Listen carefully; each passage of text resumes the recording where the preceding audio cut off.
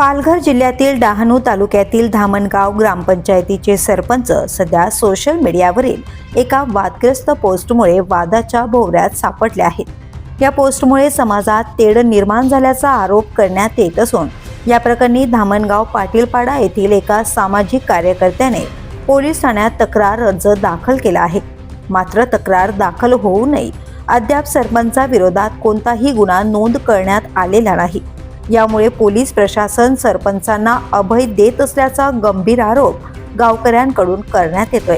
या प्रकारामुळे संपूर्ण धामणगाव परिसरात असंतोषाचे वातावरण निर्माण झाले आहे।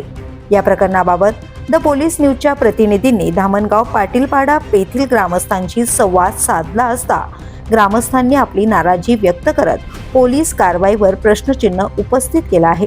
आता या प्रकरणात पोलीस प्रशासन नेमकी काय भूमिका घेणार आणि सरपंचाविरोधात गुन्हा नोंद होणार का, याकडे आता सर्वांचे लक्ष लागले आहे।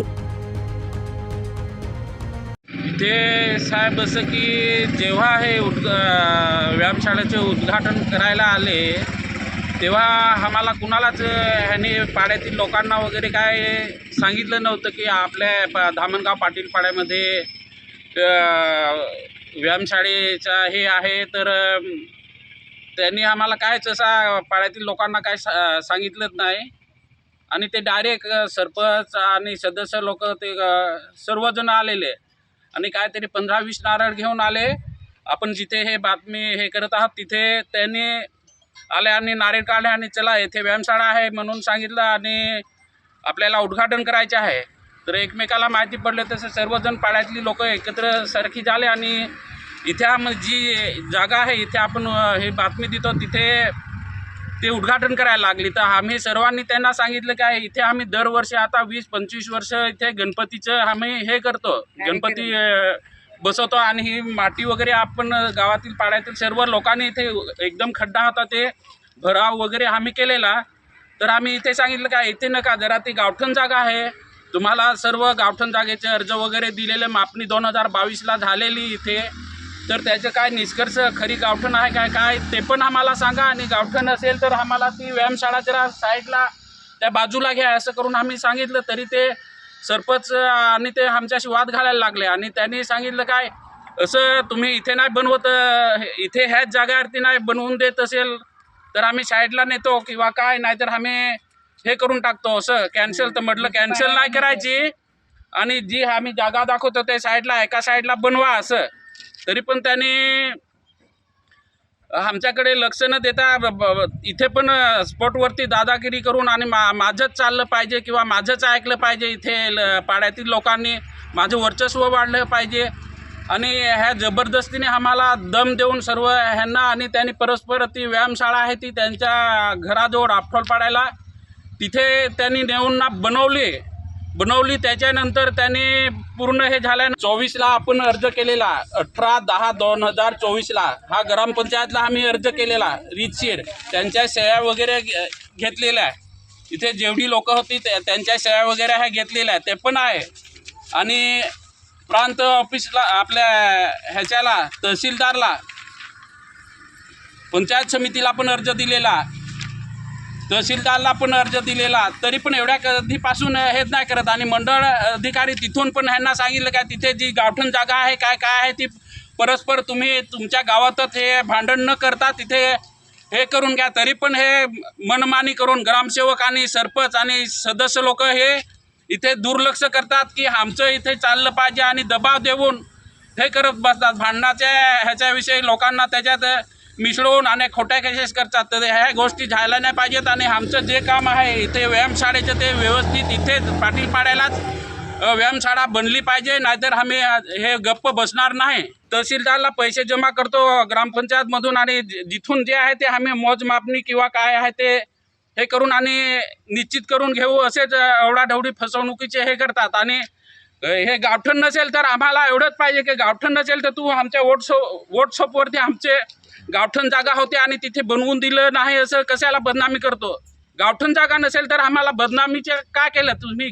गावठण जागा नाहीच असं करायला पाहिजे होतं ना, असं त्यासाठी ती जागा समोरच आहे, तिथे आम्ही बनवायला सांगितलेले आहे. युवा पिढीच्या आणि निलेश वांगडे याचा त्यांनी व्हॉट्सअपवरती व्हिडिओ व्हायरल करून टाकला. काय इथे धामणगाव पाटील पाड्यावरती आम्ही व्यायामशाळा बनवली आहे, तर तिथे तुम्ही या, असं कोणाला पण हे नाही असं तर म्हटलं. आम्हाला दुसऱ्या दिवशी माहिती पडलं की व्हिडिओ धामणगाव ग्रामपंचायतच्या ह्याच्यानी काहीतरी त्यांनी हे ठेवलेला व्हॉट्सअपवरती मेसेज टाकलेला. तर आम्ही सांगितलं, म्हटलं आम्ही काय बोललो नाही, काय नाही, कोणी काय तिथे विरोध नाही केला आणि तुम्ही डायरेक्ट ह्याच्यावरती व्हॉट्सअपवरती कसं काय टाकलं. आमच्या ह्याच्यानी काय न बोलता तरी पण त्यांनी आमची बदनामी त्यांनी केली. तशीच आमच्या गावातील पाड्यातील युवा पिढीची त्यांनी डायरेक्ट बदनामी केली. आणि ते सर्व युवा पिढी आहे ते 12वी 15वी मुलं शिकलेले आणि ह्या स्वतःच्या दबावाने तो कसा काही पण त्यांनी सांगितलं. आणि मग आम्ही एखादं जॉब विचारला तर तो डायरेक्ट पोलीस स्टेशनला जाऊन खोट्या केस करतो. दुसरं म्हणजे त्याच्यावरती आता 3-4 वेळा गावातील लोकांनी त्याला मारलं तरी पण तो सुधरत नाही. परत त्याच्यावरती केस चालू आहे तरी पण तो ऐकत नाही आणि आमच्यावरती खोटं हे आरोप करून ना तो स्वतःच्या मनमानी करतो आणि आमची नाहक इथे बदनामी करतो. तर आम्ही ह्याच्याविषयी पोलीस स्टेशनला तक्रार दिलेली. तर तिथून त्याने आता 22 तारखेला 21 तारखेला आम्ही सांगितलेलं काय असेल ते समझोता वगैरे काय असेल ते करून घेऊ, किंवा आम्हाला नेमकं गावठण जागा कुठे आहे तर ते सांगतात. काय आज म्हणणं होतं सर, सगळेच म्हणजे युवा पिढी आहे तर त्याच्यात सगळेच इन्व्हॉल्व नव्हतेच. बघा त्यांनी काय एवढे ते पदावर आहेत, त्यांना असं सांगायला नाही पाहिजे. तर युवा पिढी म्हणजे सगळी पिढी येते ना सर, असं नाही. हे चुकीची त्याची सगळ्यात म्हणजे चुकीचे बोलला तो. युवा पिढी म्हणजे तुम्ही या ठिकाणी विरोध केला होता का व्यायामशाळा बांधण्यासाठी? त्यांनी आरोप केले ग्रुपच्या ते येऊन सर इथं उद्घाटन केलेलं, त्यांनी उद्घाटन केलं तर आमचा तिथं काहीच विरोध नव्हता युवा पिढीचा. आणि ते काय सांगतात युवा पिढीने म्हणजे हे केलं विरोध, तेव्हा आपटोल पाडायला नेले. आमची युवा पिढीची काहीच तक्रार किंवा विरोध होतच नाही, काय विरोध नाही. आम्हाला इथं उद्घाटन झालेलं तर इथंच आम्हाला पाहिजे व्यायामशाळा.